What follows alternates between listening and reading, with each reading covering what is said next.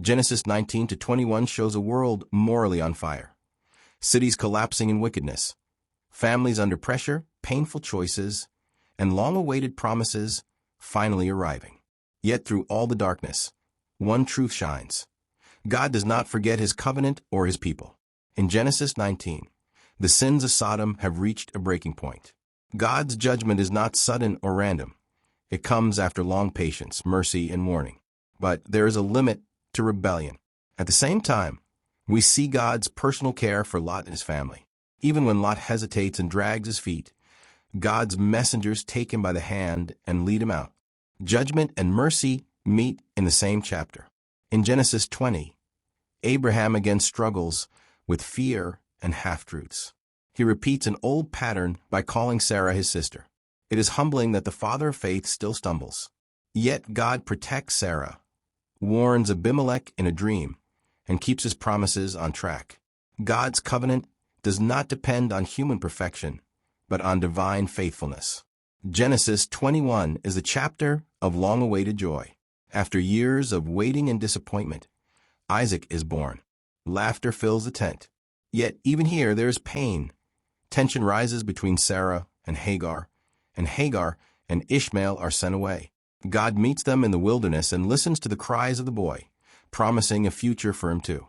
These chapters together speak to our world today. We live in societies that often resemble Sodom in values and behavior. Families face pressure from all sides. People repeat old mistakes. Some feel like Hagar, pushed aside, unseen, wandering with empty resources. Genesis 19 to 21 shows that God still sees, still warns, still rescues, still fulfills promises. He is righteous enough to judge evil and merciful enough to take faltering people by the hand. The invitation is to trust him in a broken world, to flee from spiritual Sodom, to bring our failures honestly to him, and to believe that no promise he has made is impossible. Genesis 19 opens with two angels arriving in Sodom at evening. Lot sits in the gate, a sign that he has settled into the life of the city. He sees the strangers' bows and insists they stay in his home. This act of hospitality stands in sharp contrast to the spirit of Sodom. Lot prepares a meal and welcomes them under his roof. But soon the true condition of the city is revealed. Men surround the house and demand access to the visitors with sinful intent. This moment shows how deep the corruption has gone. Sodom does not just sin in private. Its evil is loud, aggressive, and proud. Lot's response is deeply troubling, in panic and confusion. He offers an unthinkable alternative involving his daughters. The text does not approve this. It simply shows how warped things can become when someone has lived too long in a twisted environment. Sinful culture shapes thinking, even in people who still fear God. The angels intervene, pull Lot back inside, and strike the men outside with blindness. Those who should have protected strangers become a mob. Those who should have been helpless, angels disguised as guests, turn out to be the ones who save. The scene exposes both human failure and divine protection. For us today, this passage is a warning about the power of the environment we choose. Lot moved closer and closer to Sodom because the land looked good. Over time, the values of the city soaked into his family life. Modern Sodom can be media, friendships, workplaces, or online spaces that normalize what God calls sin. If we live at the gate long enough, our thinking begins to bend. Yet the passage also comforts those who feel surrounded by darkness. God is not powerless in a corrupt culture. He can still send help, intervene, and shield his people. The question is whether we will welcome his presence, like Lot welcomed the strangers, and whether we will trust his way out instead of trying to negotiate with sin. After the chaos at Lot's door, the angels announce God's verdict. The city will be destroyed. They urge Lot to gather his family quickly, sons-in-law, daughters, everyone who belongs to him, and flee. Lot goes out to warn his sons-in-law, but they think he is joking. The warning of judgment sounds like a silly story to those already settled in sin. Morning comes, and Lot still lingers. The text is honest about his hesitation. Leaving Sodom means leaving his life, his routines, his possessions. Sinful environments can be painful, but they also feel familiar. In a powerful picture of grace, the angels physically take Lot, his wife, and his daughters by the hand and bring them out of the city, the Lord being merciful unto him. Salvation here is not just about Lot's wisdom. It is about God's mercy pulling a reluctant man out of danger.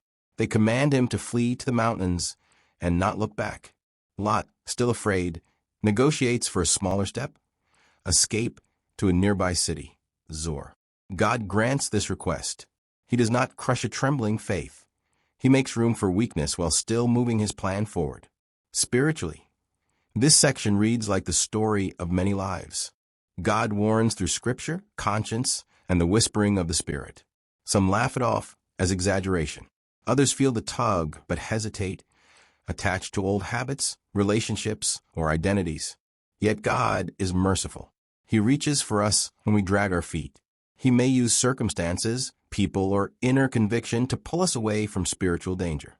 The command, "Escape for thy life," still applies. There are places, patterns, or compromises that cannot be negotiated with. They must be left. At the same time, we see a God who works even with our small steps. Sometimes we are not ready for the mountain right away, and he meets us in a small beginning of partial obedience that he can grow. The key is movement in the right direction, away from Sodom and toward him.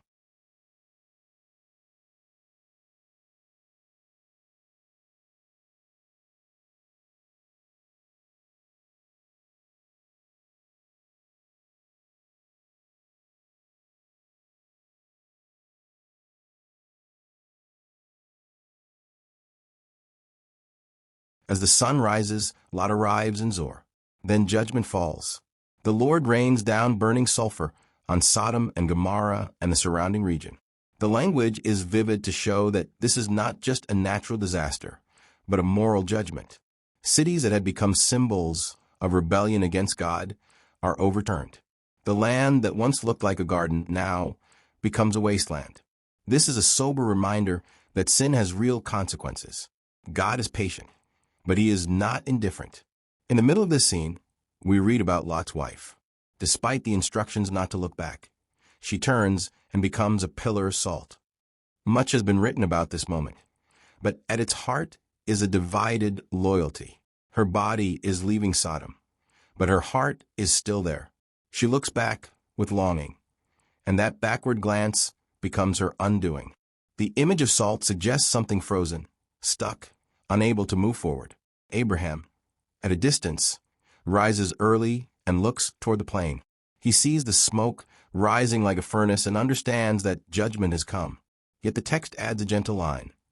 God remembered Abraham and sent Lot out of the midst of the overthrow. Lot is spared, not because he was flawless, but because God remembered his covenant with Abraham. For today's reader, this passage presses important questions. Are there Sodoms we are leaving outwardly while still looking back inwardly? It might be a past relationship, a habit, or a way of life God has called us out of. True repentance is not just relocation. It is reorientation of the heart. Lot's wife stands as a warning against nostalgic attachment to what God is judging.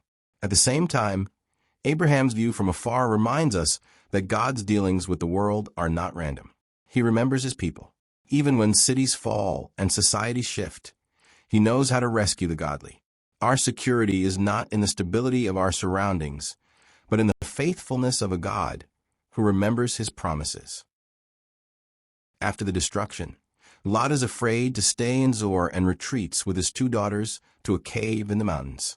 The man who once chose the well-watered plain of Jordan now lives in isolation and fear. His daughters, believing there is no future for them, make a desperate and sinful plan.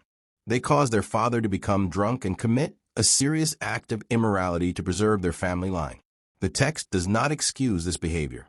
It records it as a tragic example of what fear, isolation, and distorted thinking can produce. The daughters have grown up in Sodom's shadow, where boundaries were blurred and sin normalized. In the cave without guidance, they repeat patterns of a corrupt culture. The children born from these acts become the ancestors of Moab and Ammon, nations that will repeatedly oppose Israel. A private sin in a cave grows into long-term conflict in history. The Bible does not sanitize its heroes or their families. Instead, it shows raw brokenness. This can be disturbing, but it is also honest. Scripture is not a book of perfect people. It is a record of a perfect God working through flawed humans. For modern readers, this passage underlines the importance of the voices we let shape us. The daughter's choices were shaped by fear and by a worldview learned in Sodom. When God is absent from our planning, even practical decisions can be deeply wrong.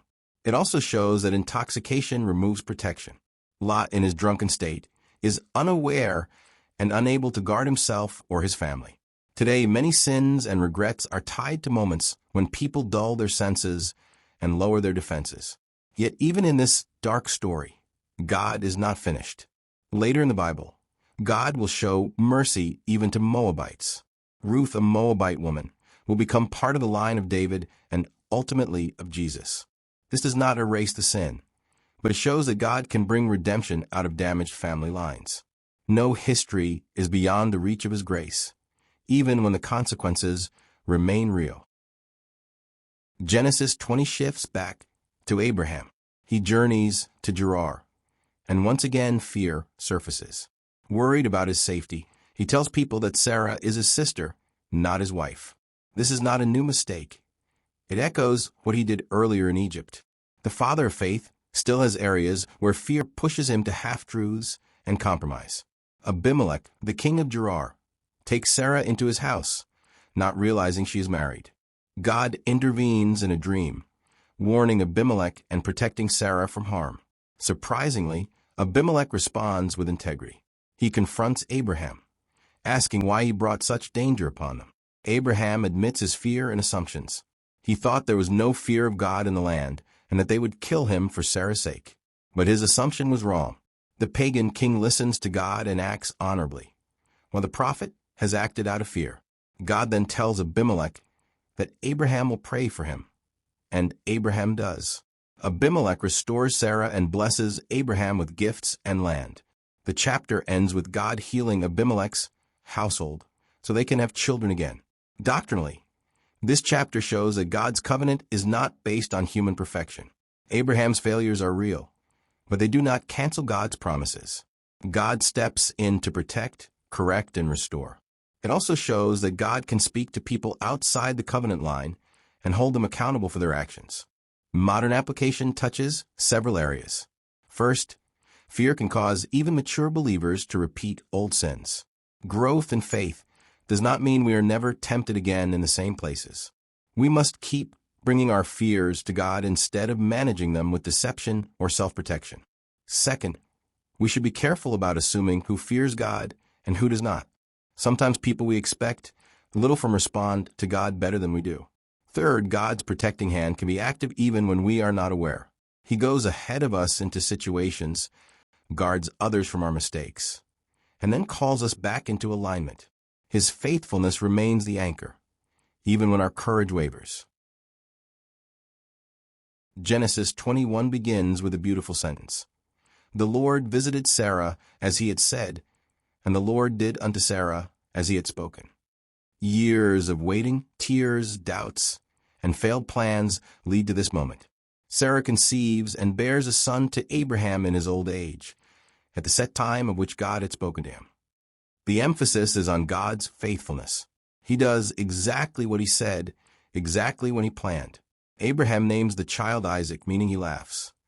Both Abraham and Sarah have laughed at God's promise before. Abraham in amazement, Sarah in disbelief. Now God turns their laughter of doubt into laughter of joy. Sarah says, God hath made me to laugh, so that all that hear will laugh with me. The woman who once felt forgotten now holds the promise in her arms. Doctrinally, Isaac's birth is more than a happy family story. It is a key moment in God's covenant plan. Through Isaac, the promised line will continue, leading eventually to Christ. The impossible birth to an elderly couple becomes a sign that God brings life out of barrenness and hope out of impossibility. Modern believers can see in Isaac a reminder that God's timing may be slow by our standards, but it is never late. Application for today reaches into many waiting hearts. Some are waiting for answered prayers about family, health, work, or spiritual growth. The delay can make the promises of God feel thin. These verses encourage us not to interpret silence as absence. God was working all along, even when Sarah's womb was still empty. There is also a warning. Earlier, Abraham and Sarah tried to fix the delay by arranging Hagar's pregnancy, which led to deep complications. When we try to fulfill God's promises in our own way, we often create problems that outlast a moment. Instead, Isaac's story invites trust. We are called to hold on to what God has said, even when circumstances look barren. When the fulfillment finally comes, it often carries a joy that could not have been produced by any shortcut, joy that points back to God and not to our own cleverness. As Isaac grows, the household dynamics become strained. During a celebration for Isaac's weaning, Sarah sees Ishmael mocking or scoffing. Whatever the exact behavior, Sarah perceives a threat to her son's place and future. She demands that Abraham cast out this bondwoman and her son, insisting that Ishmael will not share the inheritance with Isaac. The words are sharp and painful. Abraham is very grievous because of his son. He loves Ishmael. Ishmael is not just a mistake or a problem. He is his child. The situation is emotionally complex. Into this tension, God speaks to Abraham. Surprisingly, God tells Abraham to listen to Sarah, not because her attitude is perfect, but because Isaac is the child through whom the covenant line will proceed. At the same time, God reassures Abraham that he will also make a nation of Ishmael because he is Abraham's son. God's solution holds together both the preservation of his specific covenant plan and his compassion for those who are affected by human decisions. Abraham rises early, gives Hagar bread and water, and sends her and Ishmael away. The scene is heartbreaking. They walk into the wilderness with limited supplies and uncertain future. The Bible does not hide the pain of obedience here. Sometimes following God's direction includes decisions that hurt deeply. For modern readers, this story speaks to the reality of family conflict, blended families, and consequences of past choices. There are no simple, neat answers. People may feel like Abraham, torn between love for different family members and obedience to what they believe God is asking. Others may feel like Hagar and Ishmael, pushed out by decisions they did not make, carrying wounds from a family story they did not design. The doctrinal core is that God's covenant path may require clarity and separation, but he never abandons those who feel pushed aside. He sees both the child of promise and the child of pain. His purposes for one do not erase his care for the other. In the mess of human relationships, his eyes are on every person involved. In the wilderness of Beersheba, Hagar's supplies run out. With no water left, she places Ishmael under a shrub and moves away, saying she cannot bear to watch him die. She lifts up her voice and weeps. The scene is one of utter desperation, rejected, alone, and without resources. But the text says, God heard the voice of the lad. An angel of God calls to Hagar from heaven, asking what troubles her and telling her not to fear. God has heard the boy's cry. He opens Hagar's eyes, and she sees a well of water. She gives the boy drink, and he lives. God then reaffirms his promise. He will make Ishmael a great nation. Ishmael grows, lives in the wilderness, and becomes an archer. Hagar finds him a wife from Egypt. The story that seemed destined for tragedy becomes a story of survival and future. Doctrinally, this passage highlights God's concern for the marginalized and rejected. Hagar and Ishmael are outside the main covenant line, but they are not outside God's compassion. God knows their names, hears their cries, and provides what they need. His promises to Abraham spill over into protection for Ishmael. This challenges narrow views of God's love. Modern application is rich here. Many people feel like Hagar, sent away, carrying emotional or relational wounds, convinced that their story is over. Others feel like Ishmael, held responsible for situations they did not create, growing up in the shadow of someone else's promise. Genesis 21 says, God hears. He hears the prayers of a teenager, the tears of the single parent, the silent cries of those who feel invisible. He can open wells we did not see, unexpected provisions, opportunities, or spiritual strength that appear when we think all is lost. The key moment is when God opens Hagar's eyes. The well was already there, but despair had blinded her. In our lives, God may not always remove the wilderness, but he can open our eyes to the water of his grace in the middle of it. His word, his people, his spirit. He is near to those who feel furthest from the center of the story. Genesis 21 ends not with drama, but with a quiet scene of covenant and worship. Abimelech and his commander Phicol approach Abraham. They recognize that God is with thee in all that thou doest. Even outsiders see that Abraham's life carries the mark of divine favor. They ask for an oath that Abraham will deal honestly with them and their descendants. Abraham agrees, but brings up a complaint about a well that Abimelech's servants have taken. Abimelech claims he did not know about it. To seal their agreement, Abraham gives Abimelech sheep and oxen. They set aside 7 ewe lambs as a witness that Abraham dug the well. The place is named Beersheba, well of the oath, or well of 7. Abraham plants a tamarisk tree there and calls on the name of the Lord, the everlasting God. He lives in the land of the Philistines many days. This closing passage may seem simple, but it carries important themes. Abraham, who earlier deceived Abimelech out of fear, now deals transparently and makes peace. The man once wandering without land now has a recognized claim to a well, a source of life in a dry land. Most importantly, Abraham's view of God is expanding. He worships the Lord as the everlasting God, the one whose purposes stretch beyond all temporary conflicts and journeys.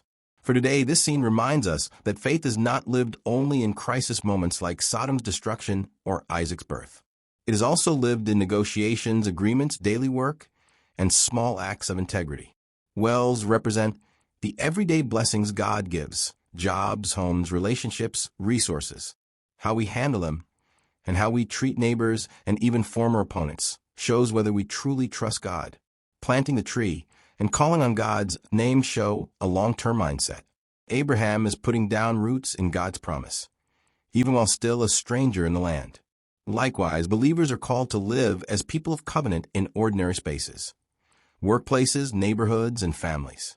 We make peace where we can act honestly and worship the everlasting God who anchors our lives. Genesis 19-21 ends with this quiet stability, a reminder that beyond judgment, fear, and wilderness, God still brings his people to places of water, worship, and witness.